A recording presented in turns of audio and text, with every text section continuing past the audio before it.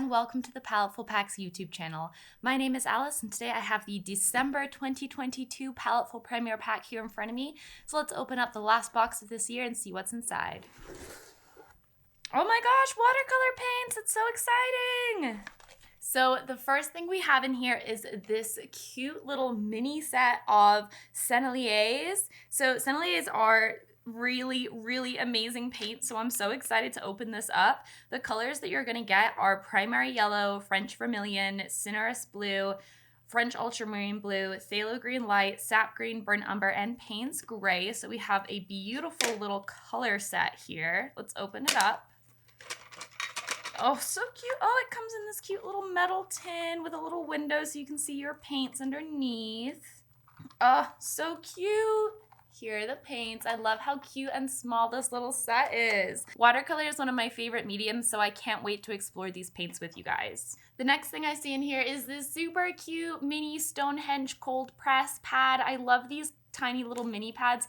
They're so cute for carrying around with you, and I'll stick them in my sketchbook. If I don't have a watercolor sketchbook, then I'll stick this in and then I can paint watercolor on top of it, and it's a really cool little effect. So we have this cute little mini pad of cold press paper. Then we have this Robert Simmons brush. This is a sapphire quarter oval wash brush. So this is going to be perfect for getting nice flat washes in our piece. Then we also have this nice Robert Simmons size 8 round brush. We've got a nice pointed tip here so we can get in some details, but we can also get in some larger areas as well. I found the sticker. Oh, this is a cute sticker. How cute is that? It's all like graffiti style. I really love that. I can't wait to stick that. And then the last thing I'm seeing in here other than the surface is this Prismacolor Premier pencil. I got the color Cloud Blue. So this is going to be great for adding in little highlights and just extra detail to our piece, as well as doing the sketching for the beginning of it. This last thing in here is going to be our largest surface. So this is the Strathmore Watercolor Travel Pad. It's 100% cotton, 140 pounds, and you're going to get 12 sheets. Oh, it's got a really nice texture to it. It's really nice and thick. This is beautiful watercolor paper, so these paints are going to go so nicely on this paper. Okay, so this is everything that you're going to get in the last Premier Pack of the year. We've got these gorgeous Sennelier watercolor paints, which are made with honey. We've got the Mini Legion Stonehenge Aqua Cold Press pad, our cute little sticker, our Cloud Blue Prismacolor pencil, our 2 paintbrushes, and our large Strathmore 100% cotton watercolor pad as well. So we've got all of these beautiful supplies. Let's go ahead and make some art with them. So I started by using this cute little mini pad to do my swatches, starting with the top row, moving down to the bottom row. You can just see how beautiful and pigmented these paints are. You really don't need a lot of paint at all to get a really bright, beautiful color. And we have a really nice selection of colors here, ranging from some yellow, red, 2 different kinds of blues, 2 different kinds of greens, a brown, and then a nice Payne's Gray, which is much more versatile than black because it can be used more as an indigo, but also more as a black. So it's a little bit more of a versatile color, and I personally prefer it. This set also comes with this teeny tiny little paintbrush that I didn't mention before, but it's super fine, and it's going to be great for doing the fine details on our piece. I also went in and used this Cloud Blue pencil to do a little swatch so I could see exactly what the color was like, how dark it was, how light it was. This is a really interesting color because it's just dark enough to show up on the paper so you can use it as a light sketch, but it's also light enough that you can use it for a lot of highlights towards the end. So I started by sketching out on the larger paper using that Cloud Blue pencil like we were talking about, it being great for sketching. And it is a little hard for y'all to see right now just because of how light the pencil is, but hopefully you can see what I'm doing. I started by establishing a figure in the center of the page. My inspiration for this picture was the song Lucy in the Sky with Diamonds by the Beatles, so I decided to start by drawing this floating figure in the center of the page, which took a little bit of time because I was trying to make sure the anatomy looked okay. It definitely isn't perfect, but you know, no artist is perfect and everyone is working with what we have, and we just have to do our best, and the only artist you should ever compare yourself yourself yesterday. You should never compare yourself to another artist, just to yourself.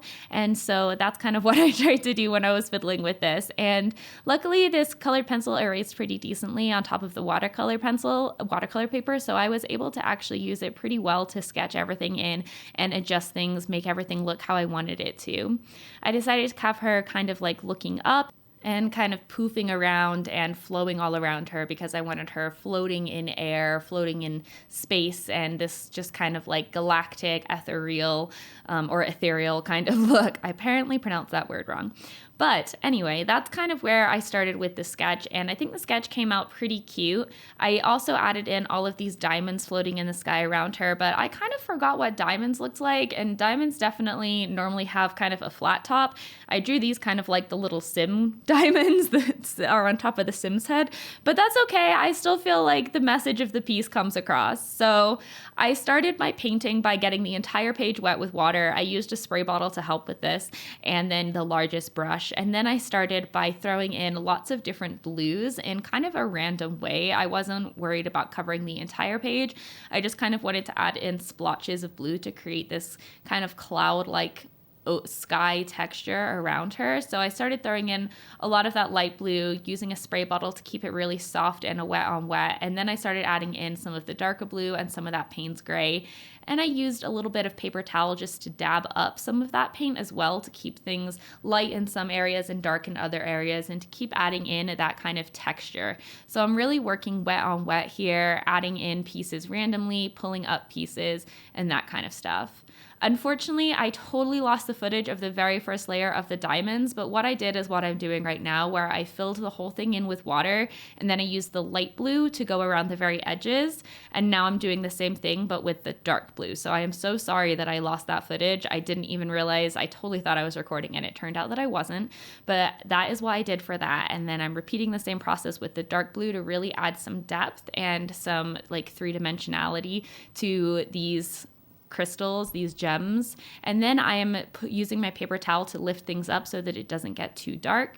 And then I'm going in with this lighter blue to start adding in some more details and really establishing where the facets of these, I don't know why I can't pronounce that word right now, of these crystals are going to be. These crystals were definitely tricky and they took me quite a bit of time to figure out, but I started getting the system together where I would kind of leave the front face of the crystal lighter and then color in the two on either side of them, and that kind of started establishing a good shape for me. So I just went with that and blending things out using a little bit of water. I'll put the color where I want it to be, and then I'll clean the brush and use a little bit of water just to blend and soften the edges. It's kind of how I blend watercolor. If you are new to watercolor, then a good rule of thumb to remember is that the paint will go where the water goes. So just watch how much water you're using. If you use a little bit of water, then the paint will smudge a little bit. If you use a lot of water, then the paint is really, really going to mix with that water, and you're going to get some very different effects that can be fun and useful, but also may not be what you're intending. So start with a little bit of water, add some more water, and remember that where the water is, that's where the paint will go, and you can use that to your advantage. I'm continuing to build up contrast and depth in these crystals by adding in some of this Payne's gray, and then I'm moving on to filling in the figure. I knew I wanted the figure to be kind of a silhouette, so I started by filling in with this very kind of light layer of Payne's gray. I really wanted this to be more of a base layer of water that I was going to be dropping other colors in, so I wasn't worried about it being super dark at this point. I was just trying to establish the actual shape, and by tinting it gray, it's easier for me to see where I was placing the paint. By filling in the figure with a wet layer first and then dropping color in, it means I can create this really cool texture of all of these colors blending in together, but keep it within the confines of the lines of the actual figure, if that makes sense. So I can drop this color in, as you can see I'm doing right now with this beautiful bright blue, and I can keep it relatively within the lines of what I'm trying to create. And so that's what I did. I dropped in all of these beautiful colors into this wet on wet, and it created this really cool texture that I absolutely love. I did have a couple issues with the hands. I was just struggling in making them like the right shape so that they looked good in a silhouette, and I kept kind of messing it up and making the thumb like way too big. So you see me kind of fiddle with those a few times, and that's why right now she doesn't have a hand, because I needed to let that area dry before I could pull more water in, because if the paper is wet, remember I told you the watercolor goes where the water goes. So if the paper is wet, then the watercolor is going to blur on that wet paper and it's not going to create a crisp line. So I needed to wait for that paper to dry before I could go back over and do the second layer of the hands. So once that layer was completely dry, I went in with that super teeny tiny brush from the palette, and you can see how useful this is for getting fine lines. It's a really nice controlled brush. It's got a very small tip, but it's kind of got a longer bristle, so it's really nice for doing little detailed line art. So I went ahead and I added in some darker lines around the figure just to kind of give a little bit more clarification to the figure and to what was going on, just a little bit more detail and things like that. I just felt like it needed a little bit more and it wasn't quite finished with just the silhouette. And I thought this was a good way to add in detail. I also decided to add in a little bit detail on her face, and that was definitely really difficult. I struggled because the face was so small and I was just working with watercolor, but I persevered. I kept fiddling with it and I was eventually happy with how it looked at the end of the piece. But you'll see me continuously fiddling with the face throughout the entire rest of the process because it just took a while to get it to what I wanted it to look like. Then I used that cloud blue pencil, and you can see how now I'm using it for highlights and how well it works for highlights, especially on top of this darker watercolor pencil. I thought it was great to add in these like kind of glowing highlights on her, like the diamonds and the air around her or whatever. She's just kind of glowing. She's got this kind of cool light coming up on top of her, like under her. So I don't know, I just thought that would be cool and add a little bit more definition to her. Again, I kind of struggled with the face and I kept going back and forth and trying to fiddle with it and make the nose look right and not too small and make the shading look right. And it's one of those things where sometimes you just have to trust the process and keep pushing yourself and, know that you're going to get there eventually. I was really working on the hair and I decided to add in all of the little shading. And again, this little small brush was so perfect for adding in all those little strands of hair. When you're doing hair, I find it best to think of it in terms of large clumps at first and then go in and add lots of little details.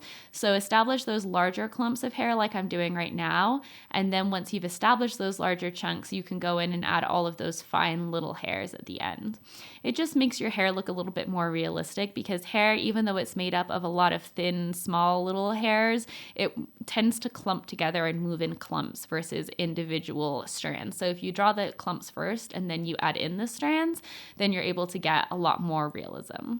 It's at this point that I realized her forehead was way too small, so I was able to lift up the paint, and what that means is basically where you're going to add some water to your paint on your canvas, and then you're going to scrub the brush a little bit onto the paper, and then you're going to use a little bit of paper towel to pick that up and lift it off, and that will lift off some of your paint so you can lighten up or remove paint in certain areas. I did this to the forehead to make it bigger, and then I used the pencil to add in some more highlights, and it made such a difference in the way that her head and her face looked because that hair was just really coming way down too low on her forehead. So it just kind of looked like a bad wig and it was messing up the angle of the head. So by doing that, I was really able to make a big difference in the way the overall piece looked and my happiness with the piece. So lifting is a really important tool that can be used to correct mistakes, but also to add in effects and things like that in watercolor. So I definitely recommend trying it out.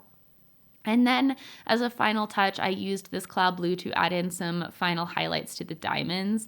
It wasn't quite as bright as maybe white would have been, but it was still worked well for adding in these highlights. And I thought overall everything in this piece came out really cute, and I'm really happy with the concept of it and overall how it came out. I think that I captured the idea that I had in my head, and even though it's not perfect, I'm not a perfect artist, so I'm okay with that.